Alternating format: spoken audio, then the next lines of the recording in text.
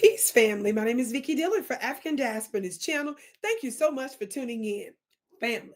Now, hopefully you saw the broadcast I did as part one to today's part two about white farmers and some of the benefits that the speaker, the farm worker, the one I'm specifically talking about today, and the one that I referenced in the video previous was Sarah Tabor. She apparently was running for some political office, but she is a small farmer and she's also an ex-farm worker and crop scientist. So this lady is really in the know about the goings on of the farming industry, and specifically within the context of what I consider to be perhaps propaganda or a whole lot of information that we knew very little about farming. Well, she talks about how it's not true that white farmers did not know that Trump was basically was going to mess them over. She's saying that not only did Trump campaign on the fact that he was going to start a trade war with China, and she said, which is very intricate to any and all farmers in the United States, basically. But of course, he did it before. But not only that, she said amongst the farmers, she said they acknowledged her being a farmer and also a previous farm worker. She said they acknowledged amongst themselves that they knew that it was risky voting for Trump, supporting Trump. But she said they got a bunch of other benefits, and some of her other white fellow farmers didn't really want to talk about it on, officially, formally. But of course, she's in the know.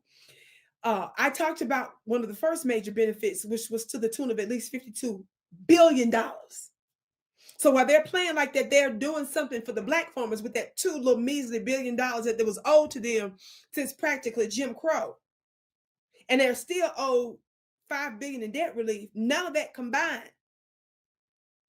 All that pales in comparison to the $52 billion that she says that they got since Trump has been in office, not to mention other goodies that they're expected to get on the back end that hadn't come through yet. Well, watch this clip. Let's talk about what else Trump has done for farmers. He did make it easier to do slavery on farms and get away with it. And I don't even mean 13th Amendment, which is already technically legal. I mean, he made it easier to bring in H-2A workers and treat them like trash. Okay, he made it easier to do that. There were some reforms to the H-2A system in 2024 because we found that a lot of people were abusing it and enslaving workers, keeping them trapped in this country, keeping them from leaving, threatening their families to force them to work harder and not paying them enough. If that's not slavery, what is? So he did that. Trump did that for farmers. Okay, family, did you hear what she just said about the fact that Trump, in addition to farmers, she said, if you watch my previous broadcast, you will see where she acknowledged that even small farmers are millionaires. Yes. A lot of them. She breaks down that they like Trump because they got some goodies out of the big, beautiful bill. Because she said, for whatever reason, people keep thinking that these farmers are broke. She said, no, you don't have that much land in the state and equipment being broke. But then she also breaks down the fact that some of the farm hands are migrants. And she was talking about, how many of y'all remember the big brouhaha that had to do with the H-1B visas?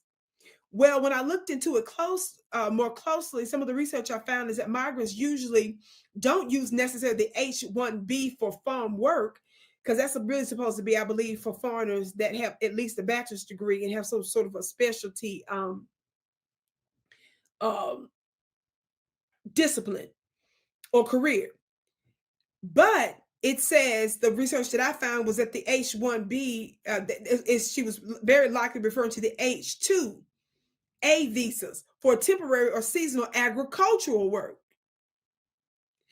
So the information I found, the online information says that the H-2A visa process, it says that temporary labor certification, the employer must first obtain a temporary labor certification for the H-2A workers from the Department of Labor, the DOL. They have to petition to the USCIS after the DOL certification. The employer, it says, files a form known as the I-29, or the I-29 petition, or the I-129 petition for a non-immigrant worker with U.S. citizenship and immigration services, which that's what the USCIS, to request the H-2A classification for the workers.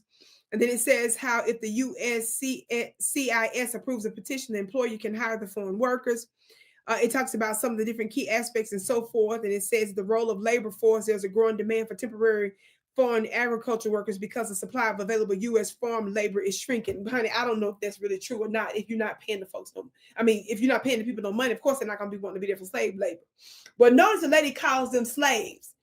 But side note, it's always interests me how white folk, we can't even get y'all to admit slavery when it was really slavery amongst my people. But y'all love to use it when it relates to trafficking and situations like this. Y'all can easily admit it because, you know, I guess y'all don't look like as much of the culprits as you really were. But nevertheless, that's a side note. So here you have Trump on the one hand talking about the problems of illegal migrants, immigration, all this stuff, and appearing to have an anti-immigrant slant, allegedly illegal ones. But of course, we know that they like to conflate legal and illegal immigration issues amongst the Democrats and Republicans, but for different reasons and in different ways. But she makes it clear this is one of the specific reasons that the farmers like her. So apparently, according to her, this is something that Trump, the administration, apparently knowingly did as a benefit to, of course, in this instance, we're talking about white farmers. The hell is going on? Did you all know, according to her, she said that some of the migrants was trying to leave. They was trying to get out of here.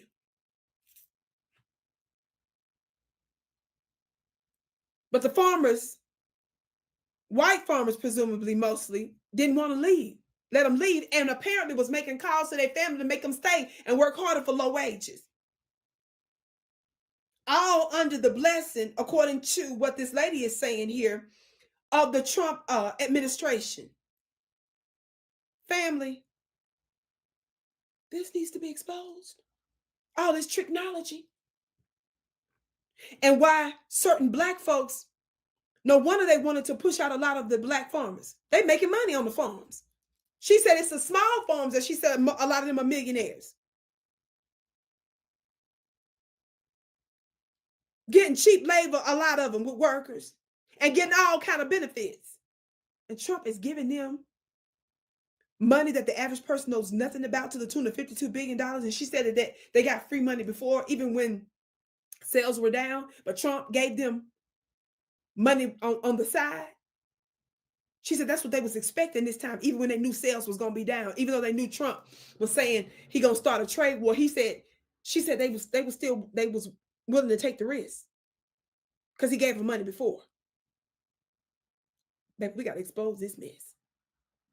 And the black farmers, I'm really trying to see what's going on, because at one time when the black farmers were fighting for money that was due them because black farmers were being discriminated against based on their color.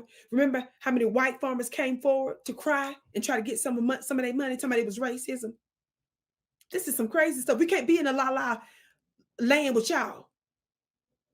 We can't be in the sick upper region of your neck land with you. We're not doing that with y'all.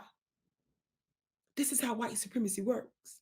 They use the levers of power to keep money